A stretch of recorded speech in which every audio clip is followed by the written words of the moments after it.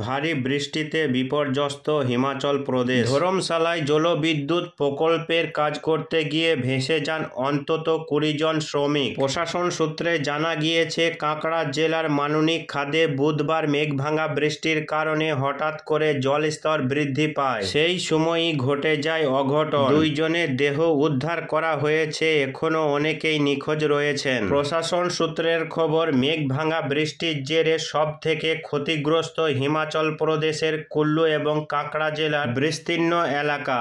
বুধবার কাঁকড়ায় ইন্দিরা প্রিয়দর্শনী জলবিদ্যুৎ প্রকল্পে কাজ করছিলেন 15 থেকে 20 জন শ্রমিক।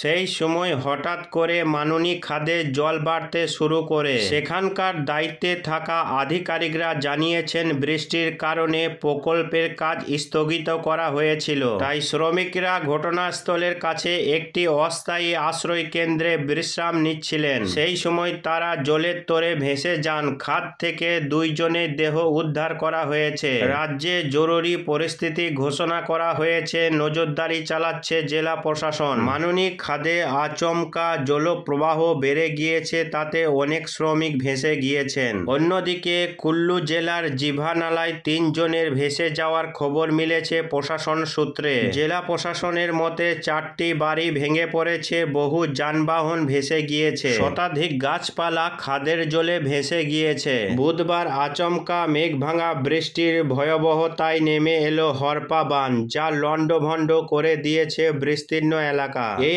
আকস্মিক বন্যায় ভেসে গেছেন বহু মানুষ, যার জেরে কুল্লু সহ একাধিক জেলায় নেমে এসেছে বিপর্যয়। সরকারি সূত্রের খবর, বিপর্যয় মোকাবিলা বাহিনীর নিরলস তৎপরতায় এখনো পর্যন্ত 250 জনেরও বেশি মানুষকে জীবিত উদ্ধার করা সম্ভব হয়েছে। তবে এর পাশেই ভেসে উঠেছে হৃদয় বিদারক চিত্র।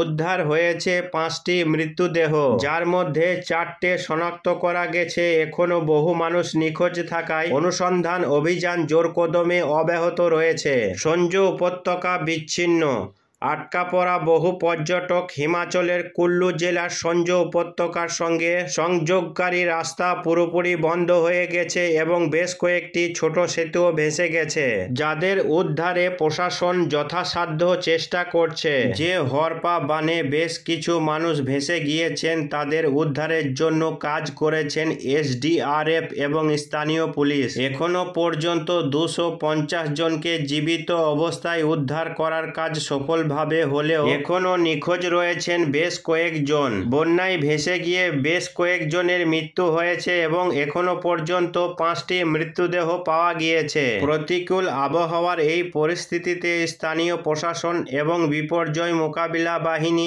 একযোগে কাজ করছেন, যাতে নিখোঁজদের সন্ধান এবং আটকে পড়া পর্যটকদের কাছে দ্রুত সাহায্য পৌঁছানো যায়।